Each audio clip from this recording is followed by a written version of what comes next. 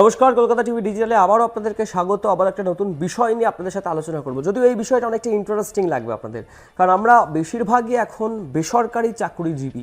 অনেকের ছুটির টাইমের পরেও অফিসের বসের ক্যাচক্যাচানি থাকে, অফিস থেকে মেইল আসে, ফোন আসে। আপনারা বিরক্ত হয়ে যান না? অনেকেই হন, অনেকে ক্ষোভ উগড়ে দেন। এবারে হয়তো তাদেরকে আর বিরক্ত হতে হবে না। বা মহিলাদের ক্ষেত্রে পিরিয়ডসের সময়ে তাদের অনেক রকমের অসুবিধা থাকে, তাও তারা বেসরকারি সংস্থায় বা অনেক ক্ষেত্রে সরকারি সংস্থাতেও তাদেরকে অফিসে কাজ করতে যেতে হয়। এই সমস্ত কিছুর নিদান নিতে এবার এনসিপি সাংসদ সুপ্রিয়া শুলে তিনি কিন্তু একটা বড় পদক্ষেপ নিয়েছেন। কি পদক্ষেপ? গোটা ভিডিওটা দেখুন, আপনারা জানতে পারবেন। বেসরকারি চাকরিতে কাজ করা মানুষজনের জীবন অত্যন্ত কঠিন। অফিসের কঠিন টার্গেট, নির্দিষ্ট সময়ের বাইরে কাজের চাপ, আর ছুটিতে থেকেও অফিস থেকে ফোন, এসবের কারণে অনেকের মানসিক স্বাস্থ্য ভেঙে পড়ছে।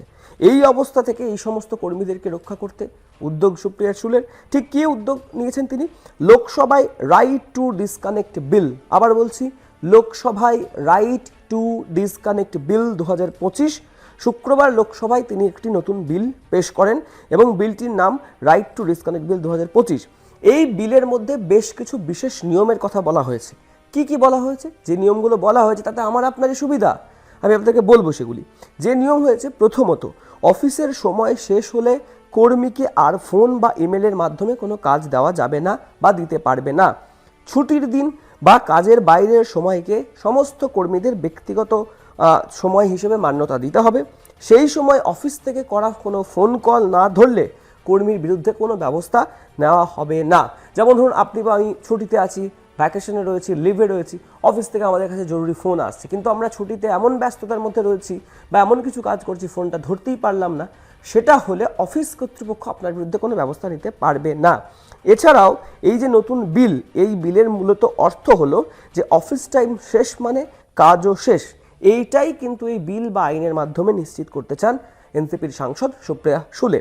এটি একটি প্রাইভেট মেম্বার্স বিল, অর্থাৎ কোনো সাংসদ যদি মনে করেন কোনো বিষয়ে আইন করা দরকার, তবে তিনি নিজে থেকে এ ধরনের বিল পেশ করতে পারেন, আর ঠিক সেটাই তিনি করেছেন। এছাড়াও মহিলাদের জন্য একটা গুরুত্বপূর্ণ বিল, কিন্তু সেটা কে করেছেন? এটা করেছেন কংগ্রেস সাংসদ কাদিয়াম কাবা।